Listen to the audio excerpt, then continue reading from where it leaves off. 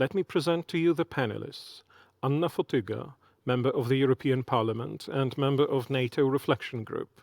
Brigadier General Karol Molenda, Director of the National Cybersecurity Center of Poland. Rob Joyce, Special US Liaison Officer in London. And Major General retired Brett Williams, Director of Operations of US Cyber Command in 2012-2014, co-founder and COO of IronNet Cybersecurity, and the host, Amir Rapaport, founder and editor-in-chief of Cybertech and Israel Defense. So good evening from Tel Aviv, Israel. It's a pleasure to be with you.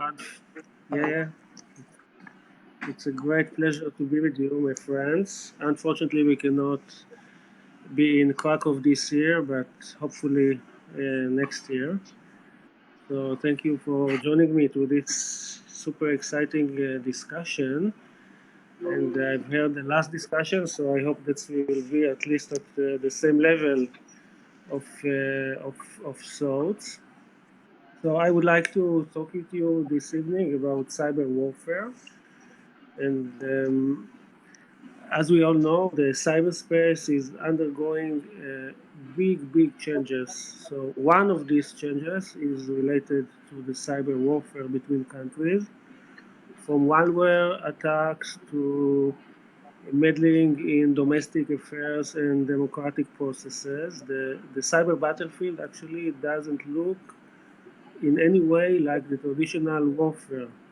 So the undergoing changes provoke some very sensitive questions about the red lines between attacks, offense, and defense. And this is the subject that I would be happy to talk with you this evening, if it's okay with you, of course. So I would like to start with you, Anna. Good evening, Anna. Hello, good evening. Good to see you. So my first question to you, Anna, is very simple, or not. So I would like to ask you, is the cyber actually, is it a real new domain, a new frontier for the warfare, like in historic perspective? Does it a new domain for warfare between countries? Surely it was acknowledged by NATO in 2016 during the Warsaw Summit as the operational domain.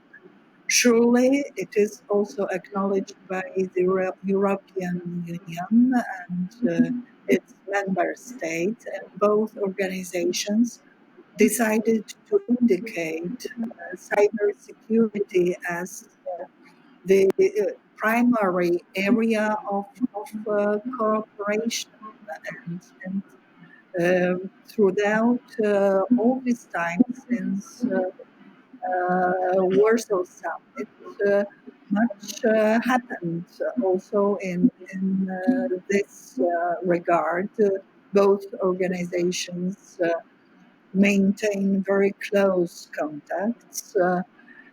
As we heard from Brian just a few minutes ago,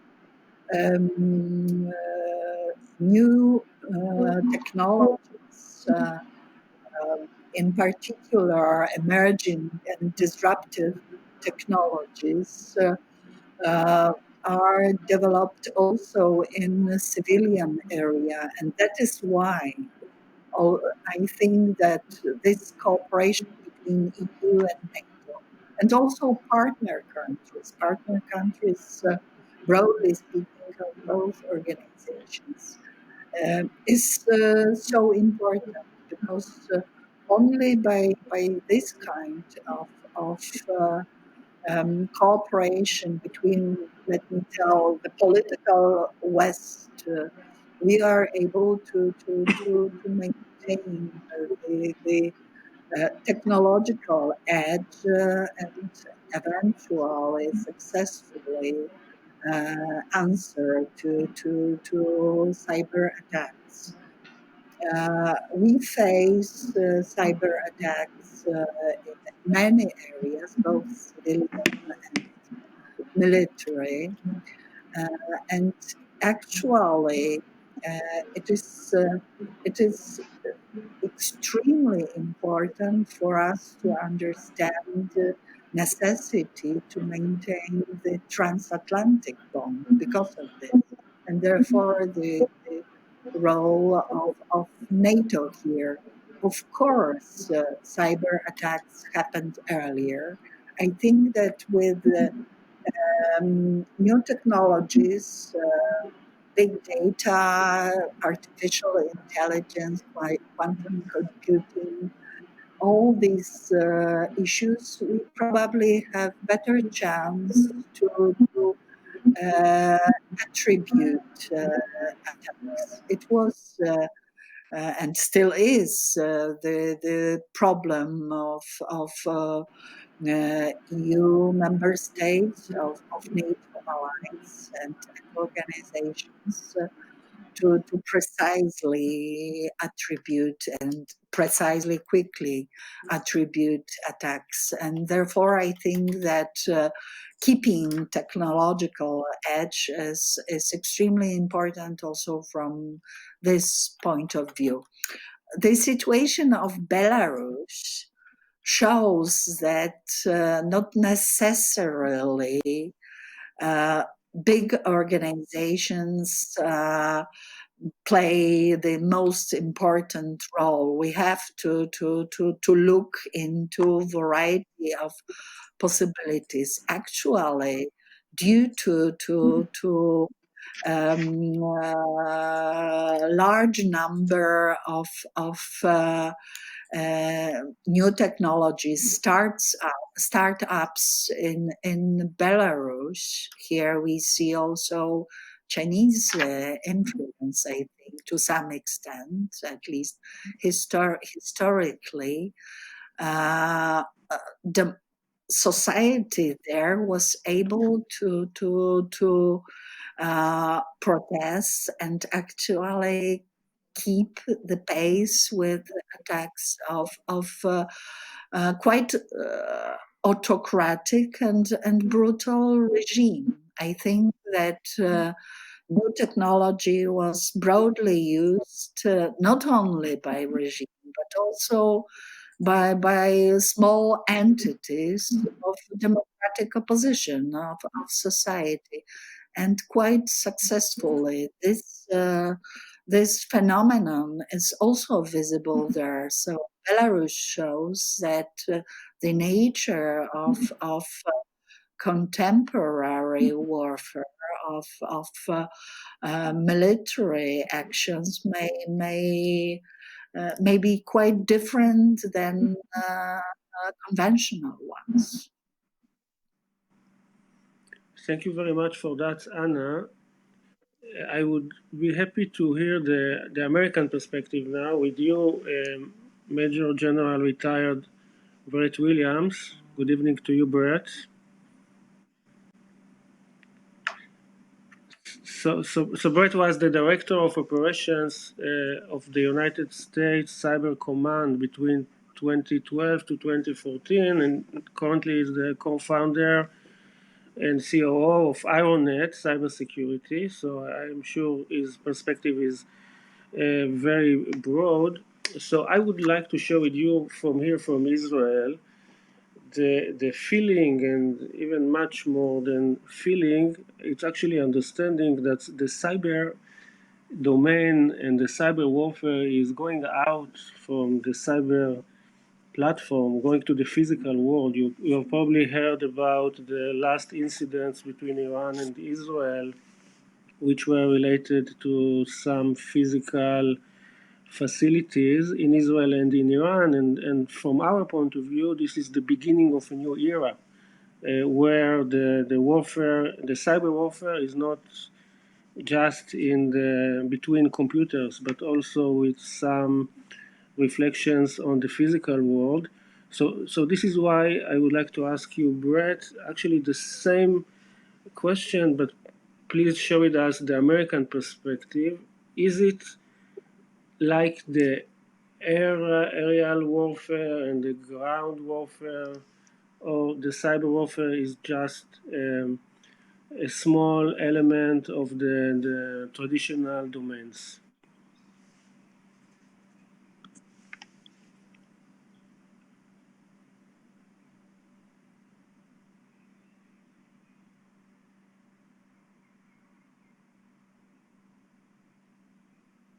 Brett, you're muted. Okay, would you like me to ask the other speaker while we solve these technological problems? So if you hear me, I would like to transfer the same question to Rob Joyce, Special US Liaison Officer in London. So can you share your perspective on that? Please, Rob. Thanks, Amir. So it's clear. So first question, can you hear me? Yes, we hear you. Good. Yes, so it's clear to us that, yes, the cyber realm and the physical realm are merging together to the point where it's important to address threats in both. And you can't address threats in one without considering the ramifications in another. We look at the militaries having to embrace new technology, look at innovation and strategic surprise. So other countries, our adversaries, are going to be looking to cyber and cyber combined with physical effects to threaten us and degrade us. But they're going to do that not only in times of war, but also conflicts below the threshold of war. So we've worked pretty hard the last year or two to put together our US strategy that looks at defending forward and continuous engagement. We understand that it's really important to defend your networks, and it's very important to do the basics, right? The hygiene, the patching, the configuration, the maintenance. But that's not enough. It's not enough to have a good boundary. You've got to have the ability to frustrate your adversaries. And so we're looking at a strategy of persistent engagement where we try to go out and defend forward to deny them their tools, their infrastructure, their tradecraft, and to frustrate them. You'll see things from the US like us going after with public examples of tools and signatures that allow others to go look for these capabilities. And that enables people to not only defend, but it starts to take away those tools and capabilities from the people who are coming at our networks. We're looking at some things like defending forward, where we're taking expertise from the US and sending them out to allies where we know that they're under threat, and then taking the tools and infrastructure that we discover on those other networks and taking those into the engagement, letting the public and the very capable private sector understand some of those tools and capabilities. So not only do we stop that current operation, but we force the adversary to retool.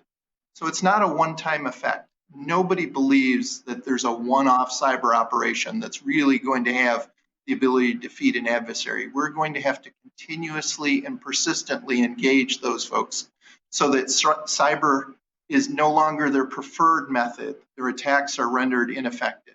It's this strategy to not only prevent, but also really try to eradicate cybersecurity threats. And it goes back to the idea that defenders always have to be perfect, and attackers can come at us over and over again at the time and place of their choosing. So you're going to lose that ball game if they get to kick the ball at your goal over and over and over again. So our efforts in that continuous and persistent engagement strategy is to go out and degrade them to the point that they're no longer going to be effective, because we see that it's a decision not of whether to act, but how we're going to act. And we're trying to be creative and innovative in that. And it's going to be the case where we have to do, learn, and then do again, because there's going to be no one knockout blow for the defense. it's really an evolution, and I think people are trying to understand where that line is between that continuous engagement and offensive operations. But our understanding is that we have to go out and contest the space. We can't let the adversary have their advantage all the time to the point that we always have to hold them off. So that, Amir, is really a quick summary of how we think that this persistent engagement is an important evolution in the way we're going to defend our networks, not only in the US, but again with allies and friends and across NATO. Thank you. Yeah, thank you so much, Rob. I have a few further questions to you about that, but for the beginning, just to make sure that we are all on the same page and to have all of your perspectives, I would like to ask you, Brigadier General Karol Molenda, the Director of National Cybersecurity Center of Poland. Does Poland see the cyber warfare from the same point of view, like we just heard from Rob, or do you have a different perspective? Okay, good afternoon. Thank you for the invitation. It's another time that I have pleasure to be a part of the conference and the active part. So thank you for that. Thinking about the cyber as a new domain, the cyberspace is for sure for Polish military newest operation domain, and it will present the armed forces with both significant opportunities and significant challenges in years ahead. We see the rapid evolution of cyber capabilities has opened new doors for malicious actors to influence, and state or non-state actors sometimes abuse cyberspace in order to weaken democratic institutions or gain economical, diplomatical, or military advantages. And what is interesting that not only that cyber attacks are becoming, on the one hand, more complex, but on the other hand, more common. And what is more, cyber attacks are continuously fine-tuned so that they do not reach the threshold of an armed attack, leaving the target state perplexed. And so adversaries continuously operate below the threshold of armed conflict. So that's the fact. And this domain, the cyberspace, will require for the armed forces, the Polish armed forces, to present the range of capabilities and forces, both defensive and offensive, for the conduct of full spectrum of cyber operations, of all of which must be executed with a strong legal framework and significant political oversight. Capabilities to conduct cyberspace operation in general enhance a nation's ability to act as a sovereign state in peacetime and to achieve military advantage in times of conflict. Is cyberspace a new domain for Polish armed forces? Yes, it is. Do we know how to operate it in this domain? I believe that we are every day we are get better and better. Thank you.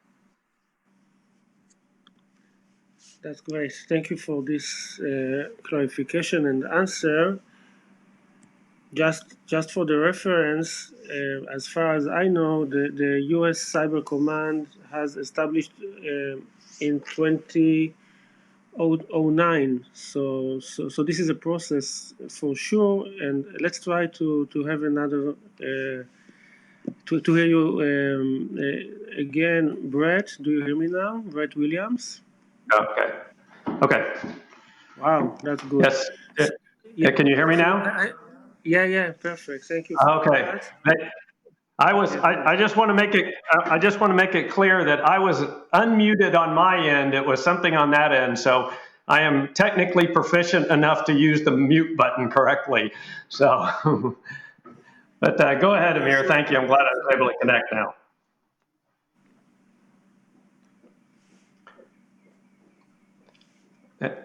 And Amir, did you want me just to follow on then with my comments? Yeah. But if it's okay, I would like also to ask you while you answer the same question to help me to understand before we go to the next discussion about collaboration. If it's a new domain, and we all understand now, I realize we all understand that it is a new domain. So how can you define? How can you recognize who is your enemy? Like, is it so simple, like in the physical domain, or do you have any clear definition for us to say who is with us and who is our enemy? But actually, please start with the same question. Okay, well, thank you very much, and thanks for the opportunity to participate today. And I just want to first say I agree with everything that my friend Rob Joyce had to say, as well as General Molenda. I think the comment I would make about the separate domain is, I think one of the pitfalls in thinking that I have seen is that if I don't like the term cyber war.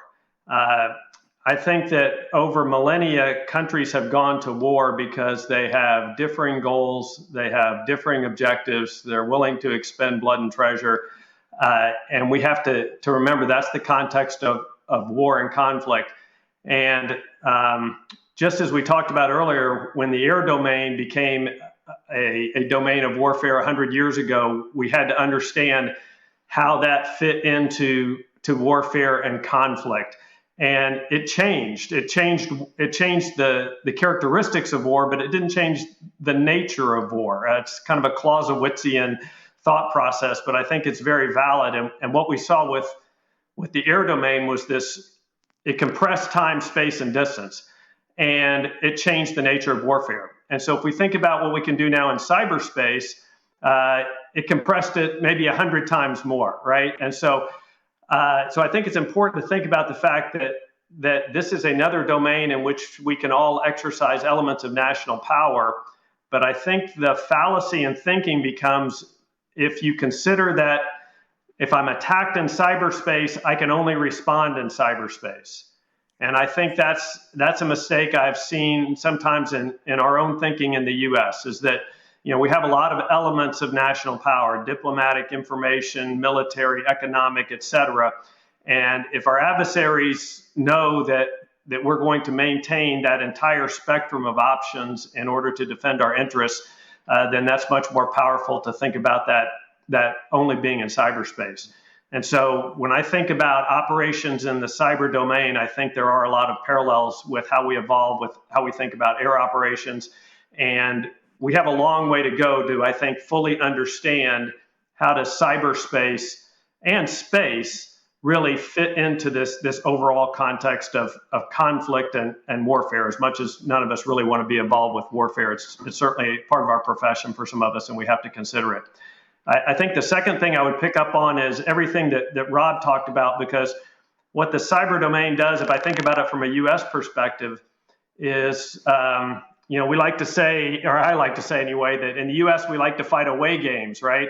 North Africa, the Straits of Taiwan, we have enjoyed for over 200 years pretty much the protection of our homeland, with the exception of the terrorist attacks, from direct attack. Yet, if we get into a strategic conflict with a near-peer adversary, then I would fully expect that the initial attacks will directly impact the civilian population, whether that's the energy sector or the finance sector or healthcare or any number of those. And so that's a way of thinking that really has to change the way the United States, I think, thinks about conflict. And it kind of goes back to Rob's point, is that we've got to figure this out on how we defend ourselves better, how are we more resilient, et cetera, because as much as the U.S. government has a significant role in defending the nation in cyberspace, it really is the private sector. It's the civilians that are on the front lines. They're the ones that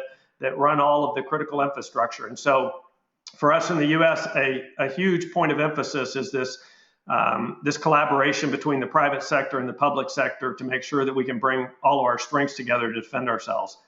And then I think you had a great point, Amir. That last point you made is, it also ties on to all of the points that have been made before me, is that, we don't do things in cyberspace just to do cool things in cyberspace. It's ultimately to impact the decisions that humans make in real space, right? And so whether it's the disinformation campaigns we see that are targeted at our elections and disinformation that's targeted at many of our NATO partners, that is all the use of cyberspace in order to impact that decision process. And the same thing goes with the cyber attacks that can affect physical space. And so I think that brings me back to where I started in the beginning, is that we can't look at cyberspace in isolation. I think there's much more of a civilian component to this. I think the partnership between the public sector and the private sector is critical. And I guess the final thing I would say is it highlights this idea of collective defense that we have come together in NATO for decades and realized the importance of. And over the last 4 or 5 years, we've made a lot of strides to understand how, as NATO allies, we can also work to provide collective defense in cyberspace. And so I think that the tenets remain the same, but it's technically different, and we have to continue to work together to understand how do we work collectively to do this. Because as you mentioned, I'm inferring, but cyberspace is different. It's hard for people to visualize, but they can certainly see the effects in real space. And so understanding how that ties in with all of the other ways in which we compete, ties into how we approach collective defense, I think are all important issues for us to wrestle with. Thank you. Thank you so much, Brett. I actually totally agree with you about the importance of the new influence campaigns as a new way of war between countries. This is amazing, especially we have to follow it in this super important months before the new election in the US. But I would like to take what you just mentioned to the next question, and this is about forward defense, not just staying behind our lines, but also using some offensive elements in our cyber defense. And that comes, of course, with some very sensitive questions about the thin line of offensive operations. And this is what I would like to ask you about, Anna. How can you keep your ethical rules while using forward defense?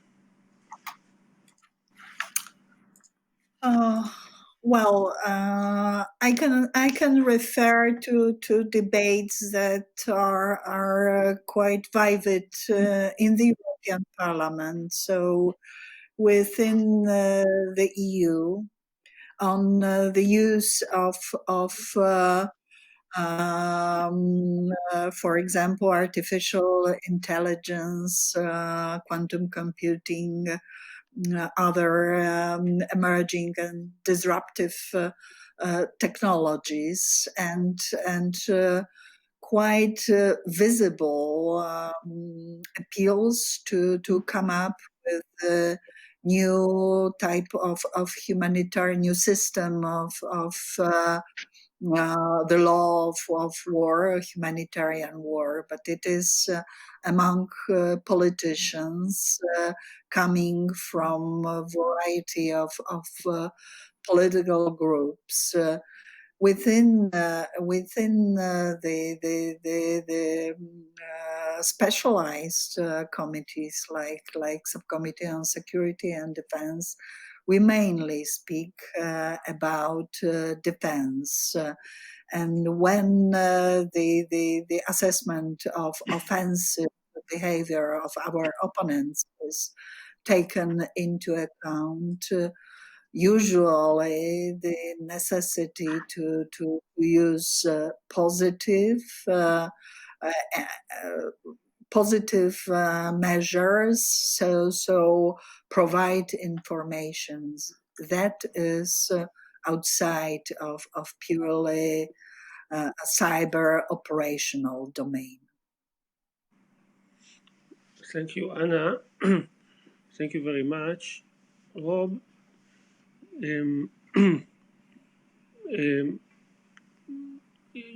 you work with different countries, I believe, in Europe.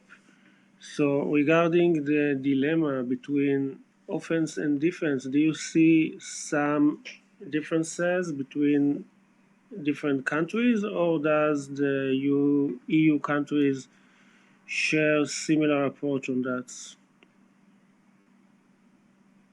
No, Amir, there is certainly differences as all of us try to explore this new area of cyber. It's important to understand that, yes, there are national laws, there are important components of international law, as well as just the policies of our own nations that we take very seriously. But at the same time, it goes back to that strategy of we need to do more than prepare for the crisis of the future.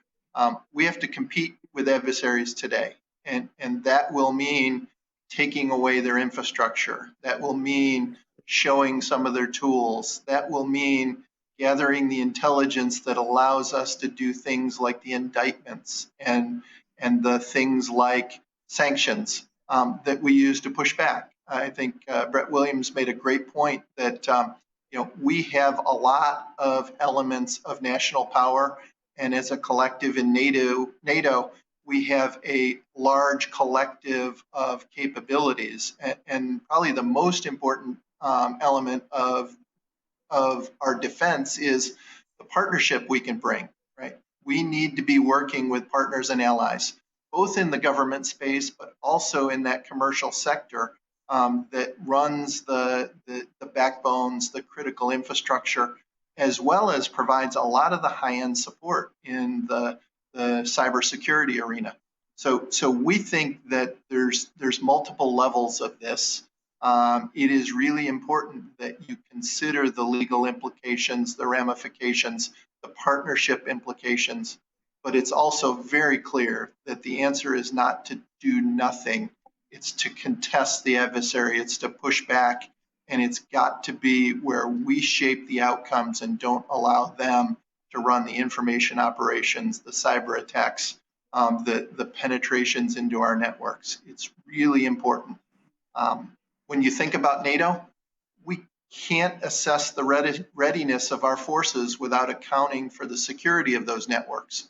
And so if we're going to rely on them in a time of war, we've got to be preparing now in times where we're not at war, and when the enemy is actively going in and probing and doing reconnaissance against those networks. So NATO's fought alongside each other in the physical world. Now's the time to train and operate together so that we can defend both in times of crisis and times of urgent need.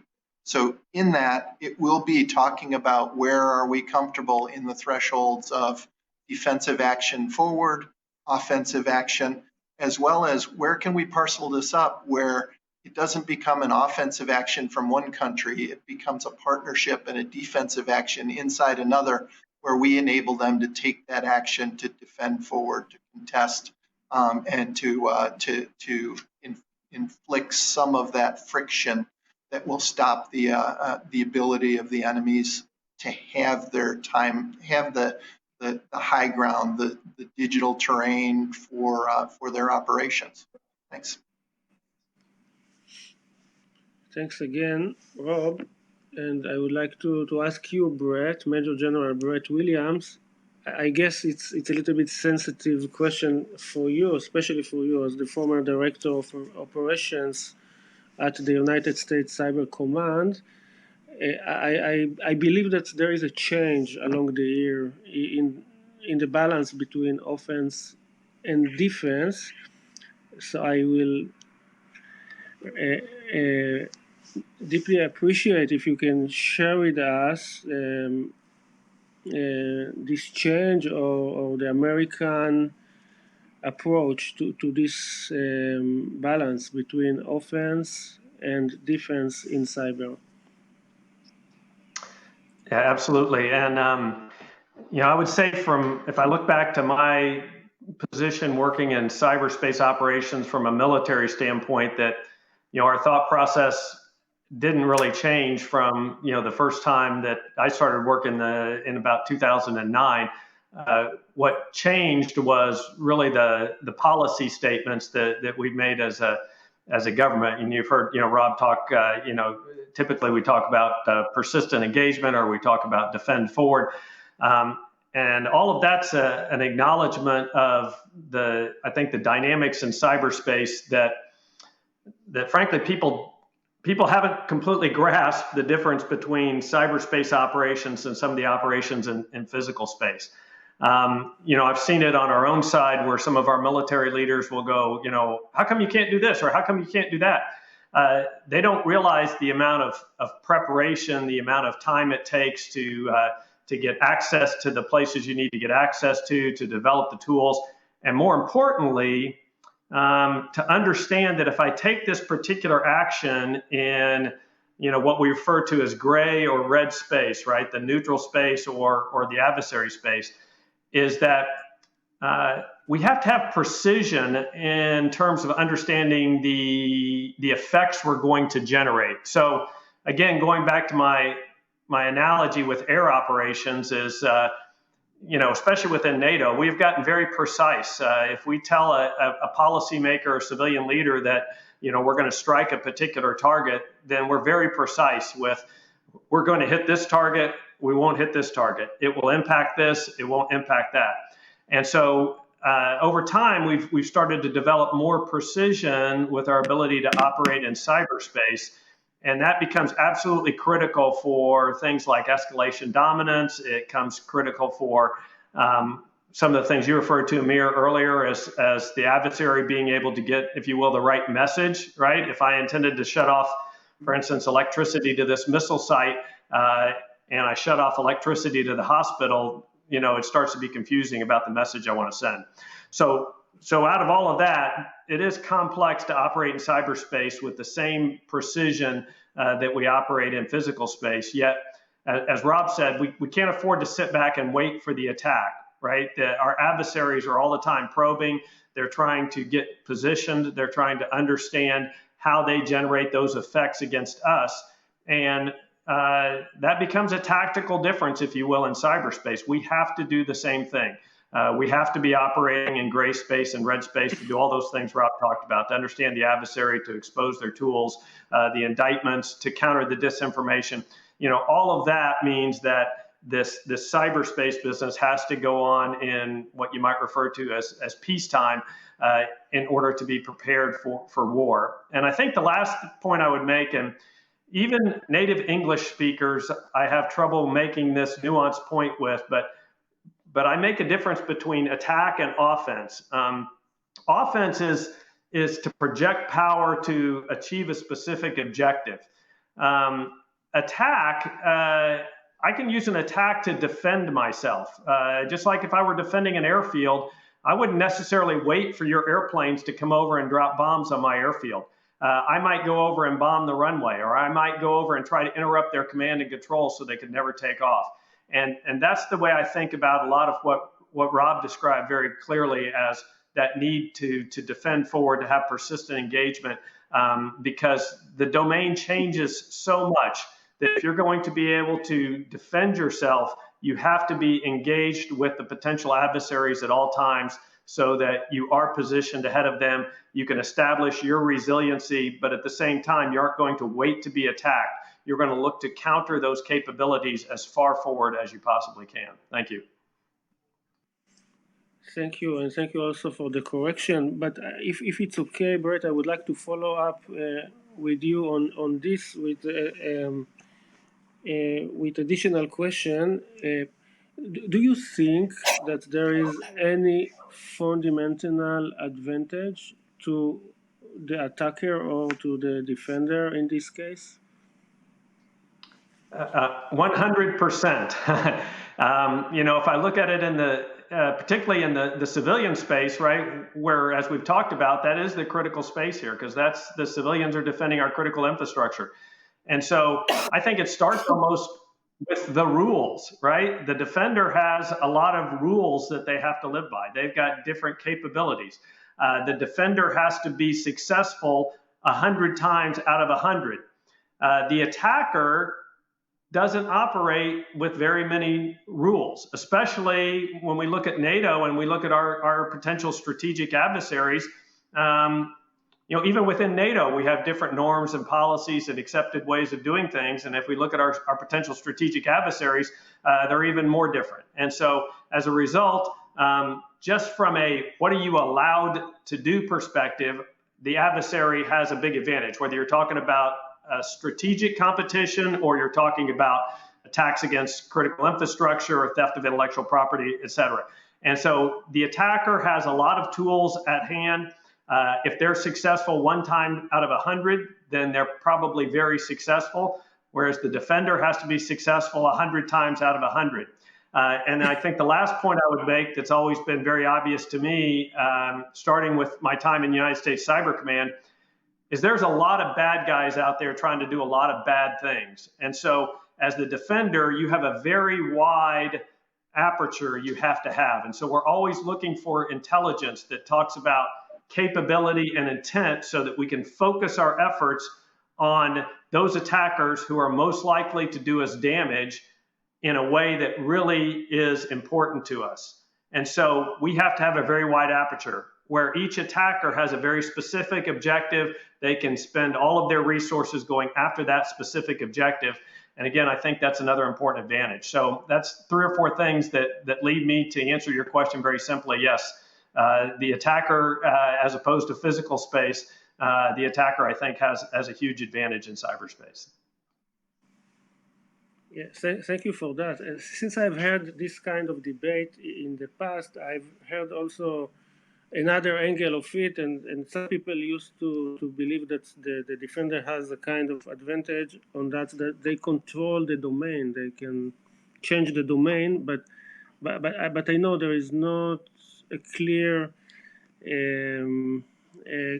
cut thought whether the real advantage is with the attacker or the defender, although I definitely agree with all you just said. But if it's okay, I would like to continue to discuss collaboration, because this is part of our discussion this evening, and actually this is the spirit of NATO. So I would like to ask you, Brigadier General Karol, about the creation of the Cyber Operations Center by NATO and the idea of integrating member states' sovereign and voluntary cyber efforts into strategic calculation of the alliance has been heavily discussed. Will it be a game changer in the cyber defense, and is it a proof of a strategic shift with regards to the use of cyber weapons by NATO? What do you think about it, Brigadier General Karol Molenda? Okay. So to answer your question, I believe we should start with, or stop a little bit and thinking about the offensive cyber operations. So just to discuss the topic of CIPFAS process. So for sure, what's offensive cyber operations and why the NATO is somehow involved in that. So for sure, offensive cyber operations are activities in or through cyberspace that project power to create effects which achieve military objectives. And this kind of definition being known by NATO and military units. However, thinking about using offensive cyber operations before executing such operations, the following points should be taken into account. So first of all, the vulnerability that is explored to create a successful attack will become known to others. And what is more, the cyber weapon developed to execute the offensive actions can be stolen or copied, studied, changed, and reused against even its initial creators. So those points, because of those points, some of the nations are usually unwilling to share the specifics of these operations in an international environment. And NATO as an organization does not intend to develop any offensive capabilities of its own in cyberspace. However, the alliance will benefit from cyber effects provided by nations in accordance with the legal and political principles agreed by the North Atlantic Council. Therefore, that is the reason why they introduced the sovereign cyber effects provided voluntarily by allies. This process, which provides the required cyber support that is translated into cyber effects. So NATO will not directly task the nation's offensive cyber capabilities. NATO Cyber Operations Center in SHAPE will facilitate the integration of CIPFA into the military planning process.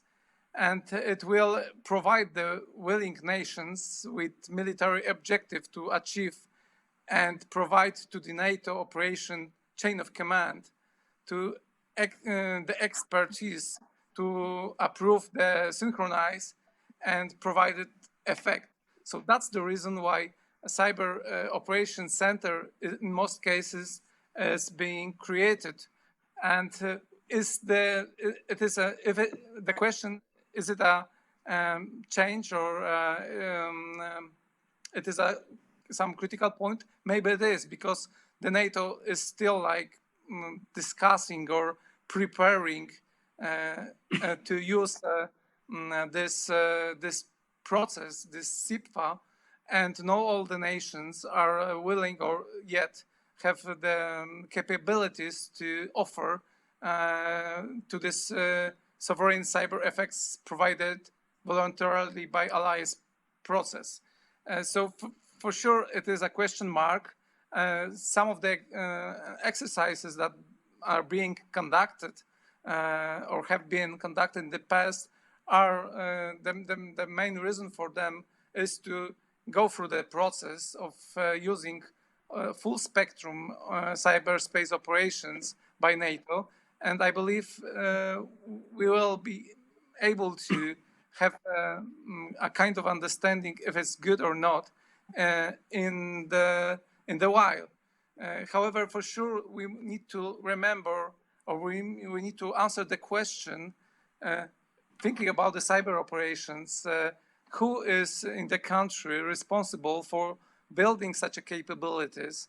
Because in different countries, such capabilities are being by different institutions. Some of them are military units like cyber commands and units reporting to the cyber commands. In other countries, could be services and etc.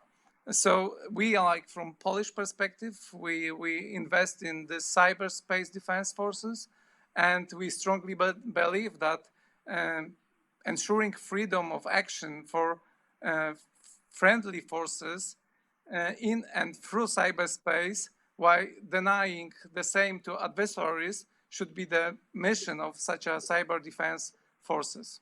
Thank you. Thank you. So I would like to ask you, Rob, from the US perspective, how do you see the outcome of this cyber operation center? Does it fulfill the expectations? Do you see the fruits of this center? So I think the center is an elegant solution to what was a really hard problem. As the general indicated, one of the issues with cyber tools is they are so specialized and unique, but the time that you expose them to others puts them at risk. There's the chance that they can be copied and reused, or they could be used in a way that puts attribution back on the originators. And so there was a lot of debate about how do we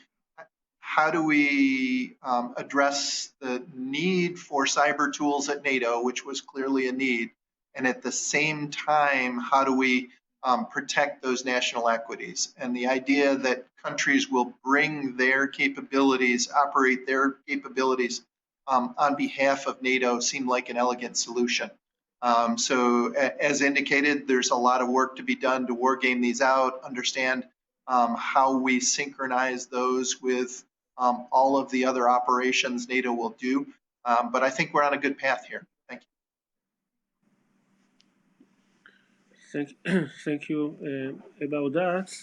So I would like to ask you, Anna Fotyga, still talking about collaboration, and now I would like to ask you about the European level.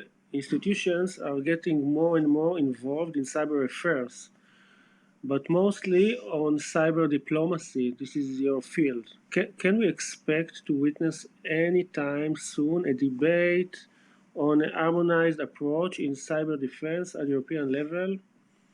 What do you think about it? Well, we try to involve step by step. First, as I told, cyber is a domain of collaboration between EU and NATO, and we have to acknowledge also necessity to enrich this collaboration, not to duplicate efforts. That is extremely important. Yes, we see necessity to come closer, to harmonize legal systems, enabling us to act collectively in many areas.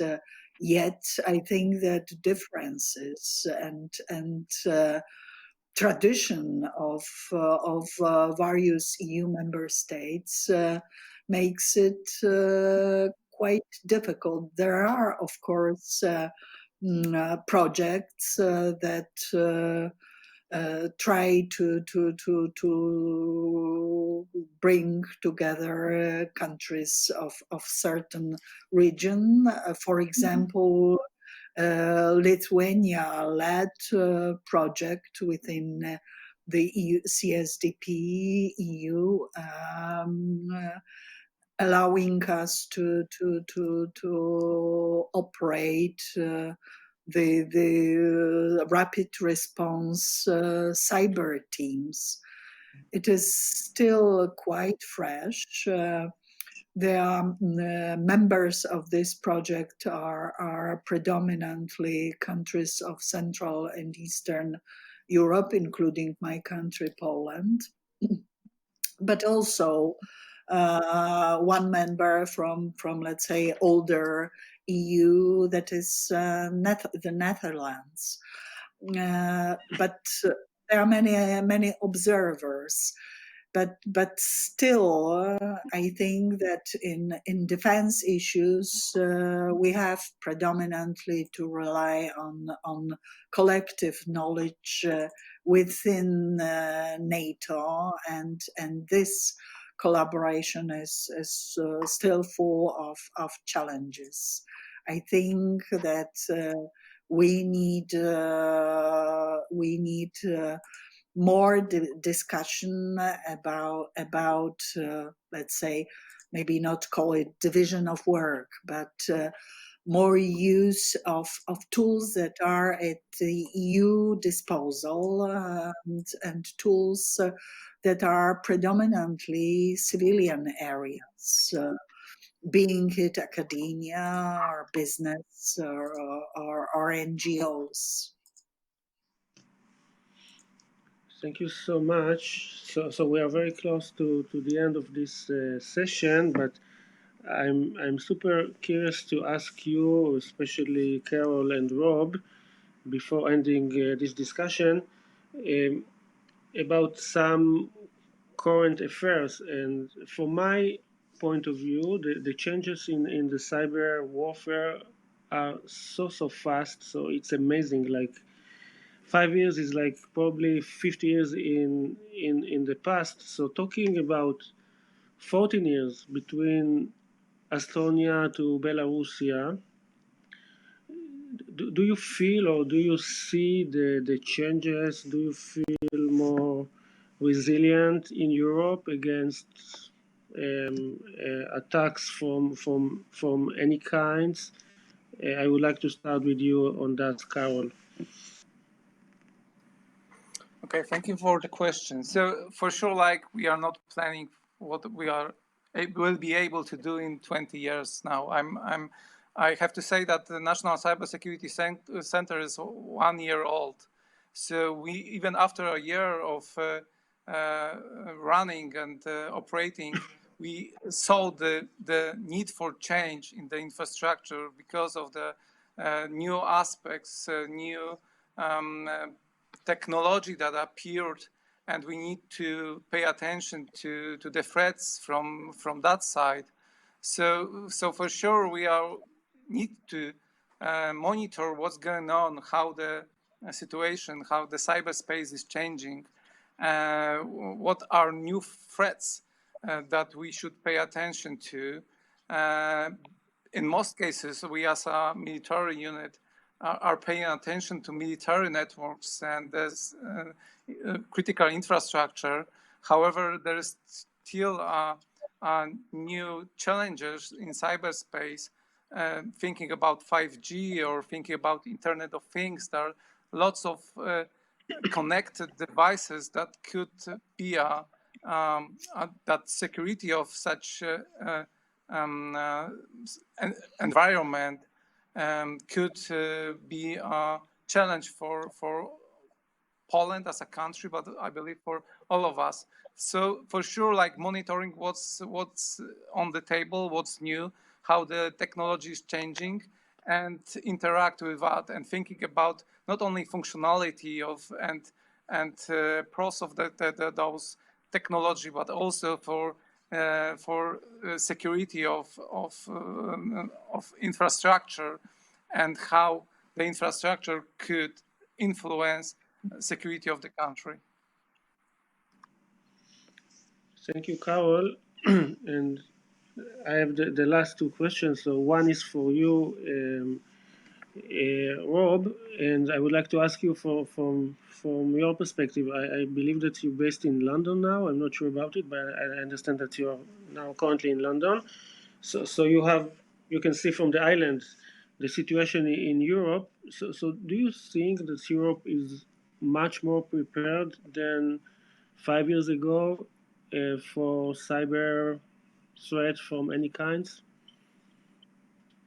So I think we're all better prepared because we've gone through the experience of watching real life cyber attacks. Right? We understand that ransomware, that things like WannaCry, that the information ops are able to actually affect us economically or as a nation.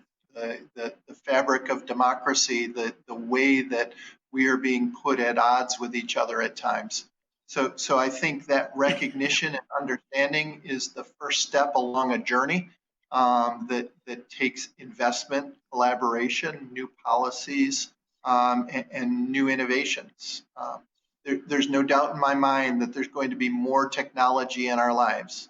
There's no doubt in my mind that some of the countries that are just trying to tear apart the fabric of our democratic institutions, the relationships between some of our Western values, they're going to do those information ops. And then the other thing I think we've got to watch is the role of artificial intelligence. the promise it will play for us to do rapid defense, but also the way it's going to be weaponized in some of these malign influence campaigns.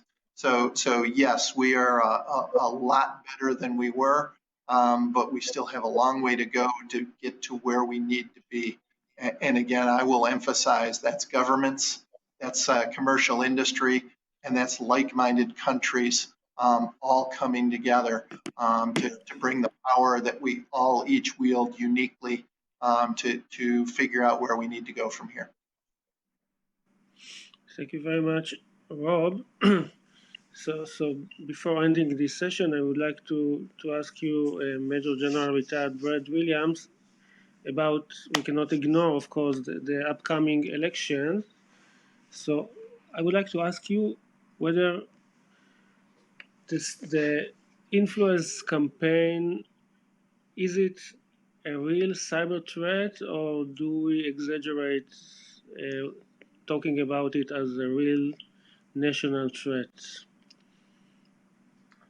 I think it is a real threat, but I don't look at it as a distinct cyber threat. I would argue that, in this case, we're primarily talking about the Russians, and they've worked deception and disinformation long before there was an internet.